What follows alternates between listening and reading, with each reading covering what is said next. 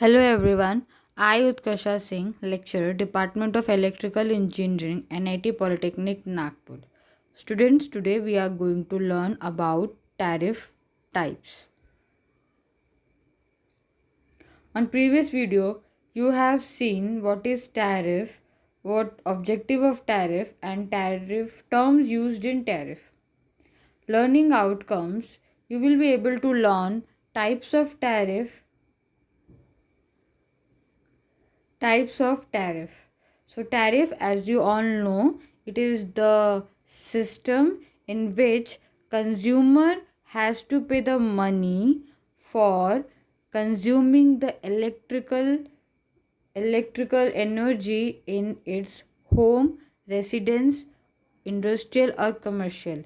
जो कंज्यूमर जितना भी इलेक्ट्रिसिटी कंज्यूम करते हैं उसके अकॉर्डिंगली उन्हें एनर्जी इलेक्ट्रिसिटी बिल पे करना पड़ता है and that is calculated according to the tariff. ये टैरिफ के थ्रू कैलकुलेट होता है. What are the types of tariff? Simple tariff, flat rate tariff, block rate tariff, 2-part tariff, maximum demand tariff, 3-part tariff, time of day tariff and power factor tariff. So we will see one by one. First is simple tariff. Simple tariff is very simple, which means that simple tariff में जो rates होते हैं वो fixed होते हैं. जो rate होते हैं वो कभी वैरी नहीं करते. डिपेंड्स अपॉन कंज्यूमर और डिपेंड्स अपॉन लोड.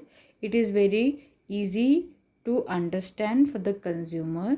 एडवांटेज है because it is very easy to understand and disadvantage is it is costly and it does not encourage the use of electricity. Disadvantage ये है कि पहला तो ये कॉस्टली है. दूसरा ये कि इसकी जो रेट्स है वो वैरी नहीं होते हैं. If a consumer is consuming higher loads on one day and the other day he is consuming low loads, है ना, तो अगर दोनों में कंपैरिजन होगा तो उसके जो चार्जेस है वो कम होने चाहिए. लेकिन क्योंकि रेट्स जो है वो कांस्टेंट है, फिक्स्ड है, सो he has to pay the constant rate. So that is the disadvantage of this simple tariff. Flat rate tariff. Flat rate tariff means in this type of tariff, different types of consumer are charged at different rates. different consumers होते हैं, उनको different rates पर charge किया जाता है. For an example, first of all, if you consider an consumer, then consumer का first light load निकालेंगे, उसका कैलकुलेट करेंगे. फिर पावर लोड कैलकुलेट करेंगे. Power load includes TV, fridge, AC. This are comes under power load. मतलब दो separate loads करके फिर उसका टैरिफ कैलकुलेट किया जाएगा. सो कंज्यूमर्स इसलिए इसमें ग्रुप किए जाते हैं डिफरेंट क्लास में. जैसे कि पहले मैंने बताया लाइटिंग लोड्स हो गया, फिर पावर लोड हो गया. ऐसे डिफरेंट ग्रुप्स बनाए जाएंगे एंड देन उस पर फिर चार्ज लगाया जाएगा. एडवांटेज क्या है कि tariff is fairer of different types of consumer. Tariff जो है वो सिंपल टैरिफ से काफ़ी अच्छा है. और सिंपल इज कंस्ट्रक्शन सिंपल है. Disadvantage is it varies with the consumption of electric energy. Means it varies. ये जो इलेक्ट्रिकल एनर्जी है उसके कंजम्पशंस इसके वैरी होते हैं. और हमें इसमें 2 टाइप ऑफ मीटर्स इंस्टॉल करना पड़ेगा क्योंकि इसमें हम डिफरेंट ग्रुप्स बना रहे हैं for lighting load and for power load. So this is the most main disadvantage of this tariff. And a particular category of consumer is charged at the same rate irrespective of the magnitude of the energy consumed. जो category है consumer की वो हम एक particular category अगर आप consider करोगे तो उसको फिर वही सेम चार्जेस लगेंगे वेदर वो उसके लोड्स बढ़ते हैं या फिर इंक्रीज़ होते हैं या तो फिर डिक्रीज़ होते हैं. तो that is also the disadvantage of flat rate tariff. Block rate tariff. Block rate tariff में there will be a blocks of energy is charged at a specified rate. मतलब first of all we have to make a block of the energy. आपके energies के block बनेंगे और जैसे जैसे आपके blocks वो आगे बढ़ेंगे वैसे वैसे आपका जो चार्जेस है वो कम होते जाएगा. उसी को कहते हैं block rate tariff. For an example, अगर फर्स्ट में आपका 40 यूनिट कंजम्पशन है, आपको चार्ज होगा 70 पैसा पर यूनिट. नेक्स्ट जब आपका चार्ज आपका आएगा 35 यूनिट्स अगर आए तो आपको 55 पैसा पर यूनिट लगेगा. एंड सक्सीडिंग दैट, आगे अगर आपका उससे भी कम यूनिट होता है तो फिर आपको 30 पैसा पर यूनिट लगेगा. मतलब यहाँ पे आपकी यूनिट्स डिक्रीज़ हो रहे हैं, ये तो आपके जो रेट्स हैं वो भी डिक्रीज़ हो रहे हैं. It is called block rate tariff. This type of tariff is only applicable on residential and commercial consumers. Residential और कमर्शियल कंज्यूमर्स पे ही ये एप्लीकेबल है. इसका एडवांटेज ये है कि कंज्यूमर्स को इंसेंटिव मिलता है जब वो मोर इलेक्ट्रिकल एनर्जी कंज्यूम करते हैं.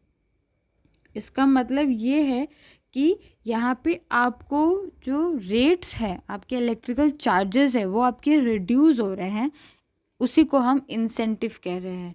ठीक है, क्योंकि इंसेंटिव इसलिए मिलता है, मतलब चार्जेस में रिडक्शन इसलिए होता है क्योंकि आप अगर नॉर्मली आपके अगर चार्जेस या आपकी कंजम्पशन कम हो रहे हैं उससे लोड फैक्टर इंक्रीज़ होता है और लोड फैक्टर के इंक्रीज़ होने से जो कॉस्ट ऑफ जनरेशन है वो हमारा रिड्यूस होता है. इसीलिए जो चार्जेस होते हैं उसमें रिडक्शन किया जाता है. डिसएडवांटेज ये है कि ये जो प्रिंसिपल पे वर्क करता है कि जैसे जैसे आपका चार्जेस या यूनिट आपके कम होंगे वैसे वैसे आपकी जो रेट्स है वो भी डिक्रीज़ होते जाएंगे. इस प्रिंसिपल पर प्रॉब्लम ये है, डिफेक्ट ये है कि आप प्रॉपरली कैलकुलेट नहीं कर पाते हैं कि कंज्यूमर सच में उसके लोड डिक्रीज़ हो रहे हैं क्या. ऐसा बहुत कम होता है कि डिक्रीज़ होते हैं. नॉर्मली इंक्रीज़ डिक्रीज़ एक वेरिएशंस रहता ही है. इसीलिए ये एक बहुत बड़ा डिसएडवांटेज है ब्लॉक रेट टैरिफ में कि इट विल नॉट कैलकुलेट या measure proper consumption of the consumer. Two part tariff में when the rate of electrical energy is charged on the basis of maximum demand and the unit consumed. मतलब अगर किसी consumer की electrical energy का rate उनके maximum demand पे और कितना यूनिट कंज्यूम हुआ है उस पे डिसाइड होता है. उसी को कहते हैं टू पार्ट टैरिफ या Hopkinson demand. In this case जो टोटल कॉस्ट होता है वो स्प्लिट होता है दो कंपोनेंट्स में. पहला फिक्स चार्ज जो कि मैक्सिमम डिमांड पर डिपेंड करता है कंज्यूमर के, और दूसरा रनिंग चार्जेस, कितना यूनिट कंज्यूम हुआ है उस पे रनिंग चार्जेस एप्लीकेबल होता है. Total charge is equal to B into kilowatt plus C multiplied by kilowatt hour, where B means charge per kilowatt of maximum demand का जितना भी चार्ज है वो किलोवाट में हम कैलकुलेट करते हैं, और C charge per kilowatt hours of energy consume, कितनी एनर्जी कंज्यूम हुई है वो charge. Two part tariff is applicable to industrial consumers. Two part tariff industrial consumers पे एप्लीकेबल होती है बिकॉज उनकी जो डिमांड होती है वो बहुत मैक्सिमम होती है.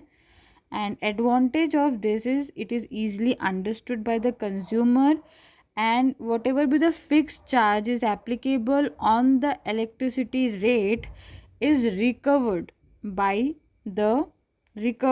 the customer but are independent of the unit consumed. क्योंकि वो इंडस्ट्रियल है और वहाँ की डिमांड बहुत मैक्सिमम है, तो फिक्स चार्ज रहे या रनिंग चार्जेस रहे, they are all okay with the charges because it is a industry. Disadvantage is कि if a person is not using his industry या वो industry बंद है, but क्योंकि आप वहाँ पे इलेक्ट्रिसिटी चार्जेस वहाँ पे फिर भी लगते ही हैं और वो फिक्स्ड रेट होता है, तो ये एक उसका डिसएडवांटेज है.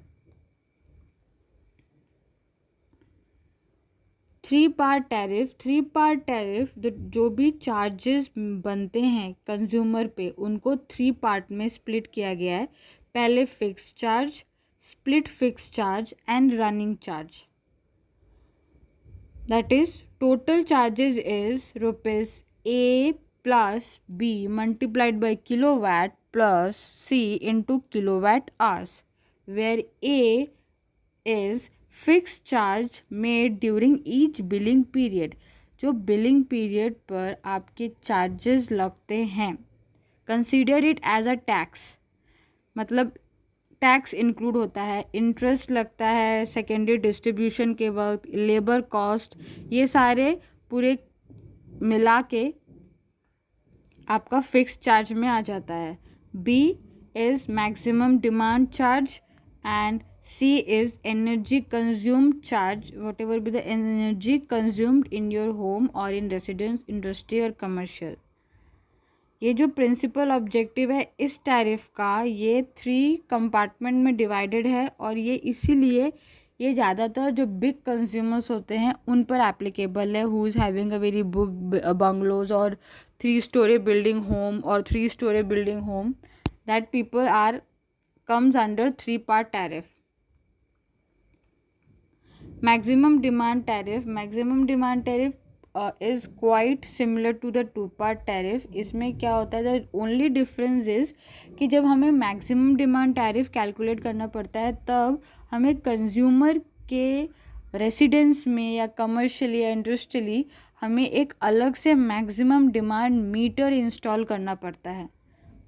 एडवांटेज कि इस एडवांटेज ये है कि जो भी 2-part टैरिफ का डिसएडवांटेज था वो यहाँ पे रिकवर हो रहा है मैक्सिमम डिमांड टैरिफ में.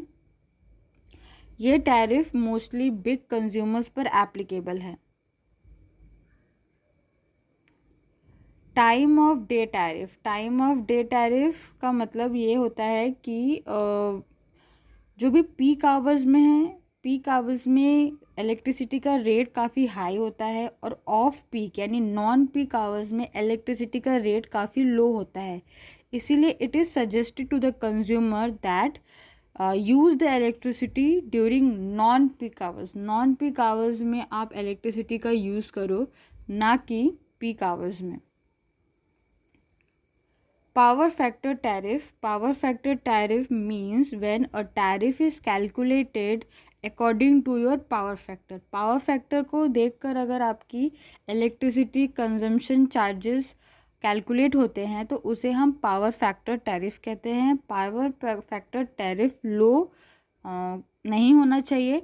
If a power factor is low then electricity board provides a penalty on the electrical bill. मतलब वो आपको पेनल्टी देंगे and you have to pay the penalty to the board. So that is why high power factor, higher power factor is always good, that is 0.2, 0.9 to 1.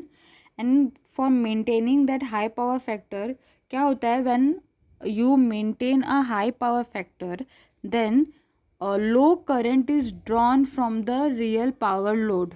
मतलब जो आपका active power होता है उससे लो करंट ड्रॉ होता है.